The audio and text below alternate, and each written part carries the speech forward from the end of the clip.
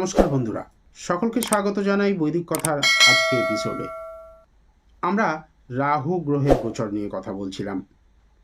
পরপর বিভিন্ন রাশির আগামী দিনটা কেমন যাবে, আগামী প্রায় 1.5 বছর কাল সময় কেমন যেতে চলেছে, রাহু গ্রহের এই গোচরের প্রভাব কী হতে চলেছে, সেগুলো নিয়ে বিভিন্ন বিস্তারিত আলোচনা হচ্ছে। রাশিভিত্তিক অনুষ্ঠান হচ্ছে, আজকেও তার অন্যতা হয়নি। তাই আজকে আমরা আলোচনা করব তুলা রাশির বিষয় নিয়ে।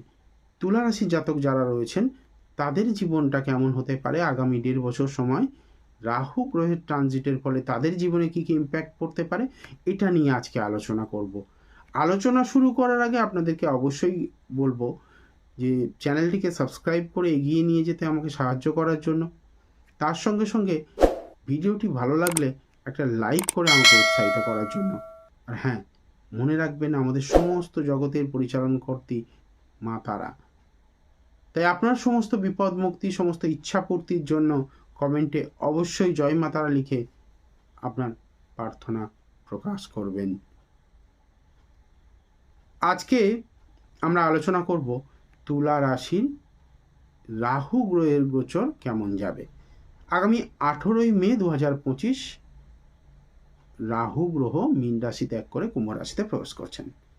আর এই প্রবেশ করার সঙ্গে সঙ্গে তুলা রাশির জাতক বা জাতিকা যারা রয়েছেন তাদের ক্ষেত্রে একটা কনফিউজিং ক্যারেক্টার তৈরি হবে, সিদ্ধান্ত নিতে সমস্যা হবে, কনফিউশনে ভুগবেন। প্রত্যেকটা ক্ষেত্রে অ্যাপ্রোপ্রিয়েট সিদ্ধান্ত নিতে তাদের সমস্যা আসবে, সিদ্ধান্ত নেওয়া কঠিন হয়ে দাঁড়াবে তাদের জন্য। এই সময় তুলা রাশির জাতক যারা রয়েছেন তারা সিরিয়ালি কোনো কাজ করবেন না, অর্ডার মেনে কোনো কাজ করবেন না। মানে একটা তো কাজ করতে গেলে একটা স্টেপ বাই স্টেপ সেই জিনিসটাকে করতে হয়, এরা কোনো স্টেপ ফলো করবেন না। আজকের কাজ কালকে করছেন, কালকের কাজ পরশু করবেন, এরকমভাবে করবেন এবং 1 নম্বরের কাজটা 8 নম্বরে গিয়ে করছেন, 8 নম্বরের কাজটা 2 নম্বরে করছেন। তো এইরকম আগোপিছু কাজ করা মনে স্থিরতা না থাকার কিন্তু লক্ষণ।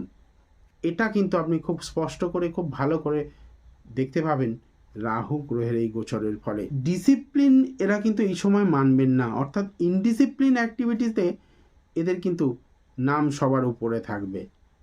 আর ঠিক এই রকম একটা ভুল করবেন অন্য কোনো কাস্ট বা অন্য কোনো ধর্মের কোনো মহিলা বা পুরুষকে বিবাহ করার প্রস্তাব দেয়া বা সেখানে কোনো কমিটেড রিলেশনশিপে চলে যাওয়া, পরবর্তীকালে সেই রিলেশনশিপ থেকে আবার বেরিয়ে আসা, অর্থাৎ ভুল করে কোনো রং রিলেশনশিপে যাওয়া এবং সেখান থেকে কোনো না কোনোভাবে আবার প্রত্যাবর্তন করা, সেটা নিয়ে সমস্যায় পড়া, মানসিক যন্ত্রণা, মানসিক কষ্টে থাকা, সেটাও কিন্তু এই রাহু গ্রহের গোচরের ফলে আপনি দেখতে পাবেন।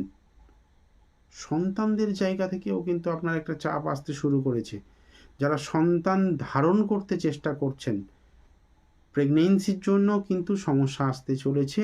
এছাড়াও যাদের সন্তান রয়েছে তারা সন্তান সুখে বঞ্চিত হওয়া, অর্থাৎ সন্তানের হেলথ ইস্যু আসা, সন্তানের এডুকেশান নিয়ে চিন্তায় থাকা বা কোনো কারণে সন্তানের লাইফ স্প্যান নিয়েও কিন্তু প্রশ্নচিহ্ন থাকতে পারে আপনার জীবনে।